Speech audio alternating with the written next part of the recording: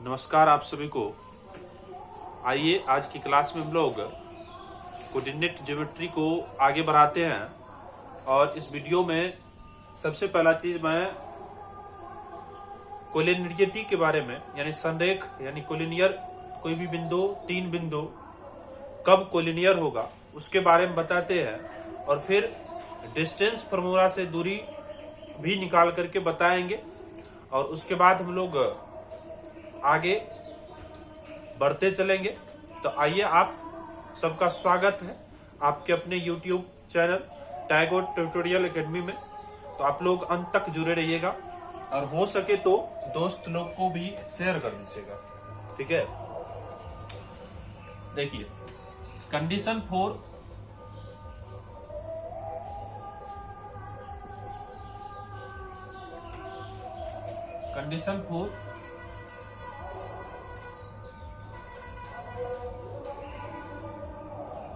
Collinearity यानी संरेख होने का क्या शर्त है। संरेख होने का शर्त,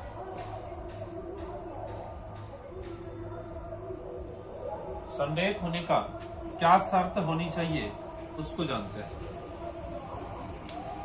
मान लीजिए एक बिंदु A है, एक बिंदु B है, दोनों को मिला दिया हमने। एक बिंदु A एक बिंदु B लिया। एक एनी पॉइंट, कोई भी पॉइंट P लेते हैं। अब तीन पॉइंट हो गया, A हो गया, P हो गया और B हो गया। अब यह पता कैसे करेंगे, हमें यह कैसे पता चलेगा कि यह तीनों पॉइंट संरेख है। तो उसके लिए शर्त यह होनी चाहिए कि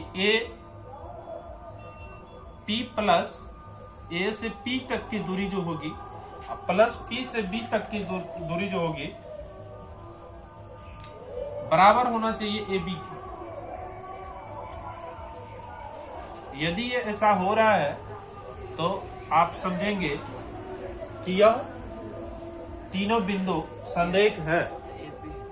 ठीक है, क्या हुआ? हाँ, यहाँ पे AP होना चाहिए।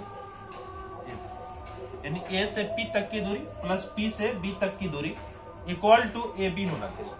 तो यह क्या होगा? संरेख होगा, अन्यथा यह संरेख नहीं होगा। ठीक, तो आप समझ चुके होंगे कि कोई तीन बिंदु संरेख कब होता है। जब दो बिंदुओं का योग, दो बिंदुओं के बीच की दूरी का योग यदि शुरू और फर्स्ट के बीच की दूरी इक्वल हो जाए तो आप समझेंगे कि यह संरेख है। आप एग्जाम्पल से भी समझ सकते हैं कि संरेख है या नहीं है। फॉर एग्जाम्पल आप मान सकते हैं,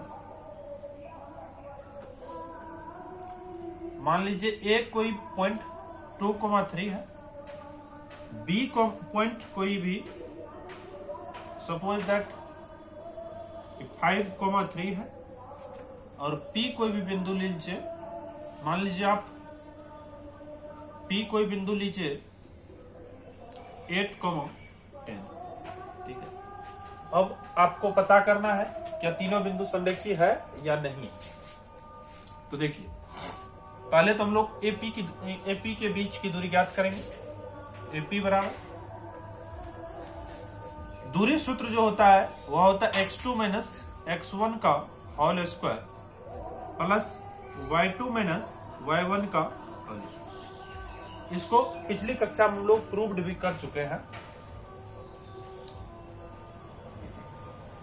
अब A से P तक के बीच में x1 कौन होगा, x2 क्या होगा, y2 क्या होगा, y1 क्या होगा, पिछली कक्षा में हम लोग चर्चा कर चुके हैं। तो x2 जो होगा वो 8 होगा, x1 2 होगा, यानी 8 माइनस 2 करना है, इसका होल स्क्वायर प्लस 10 माइनस 3 यानी y2 हो जाएगा 10, y1 हो जाएगा 3, यानी 10 माइनस 3 का होल स्क्वायर।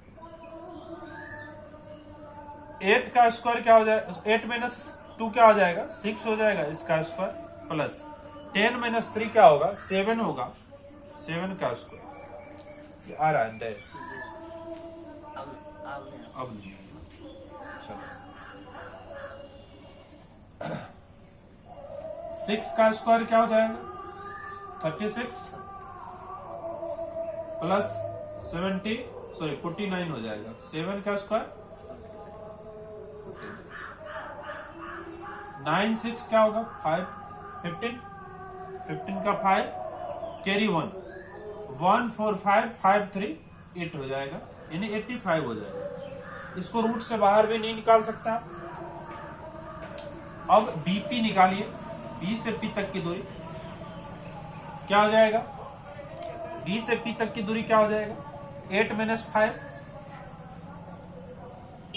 8 - 5 का होल स्क्वायर प्लस 10 - 3 का होल स्क्वायर। तो क्या हो जाएगा आपका?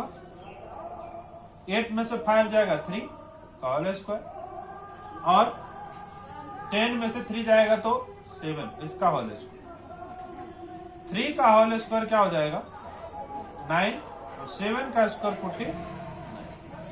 दोनों को ऐड कीजिएगा तो 58 आएगा रूट में। ये बीपी का वैल्यू निकला। इसको भी रूट से आप बाहर नहीं निकाल सकते हैं। अब हम लोग चलते हैं एबी का वैल्यू निकालते हैं। एबी में क्या हो जाएगा? 5 - 2 का होल स्क्वायर प्लस 3 - 3 का होल स्क्वायर।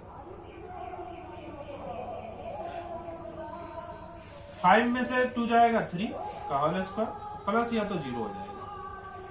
3 का स्क्वायर बचा तो 3 का स्क्वायर से 3 बाहर निकल जाएगा। अब कंडीशन ये अप्लाई करेंगे। देखिए एपी प्लस बीपी करेंगे तो एपी का वैल्यू है रूट अंडर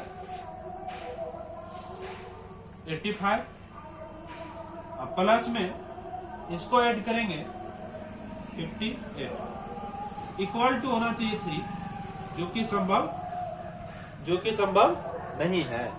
तो अर्थात यह हम लोग कह सकते हैं कि AP plus BP equal don't equal to AB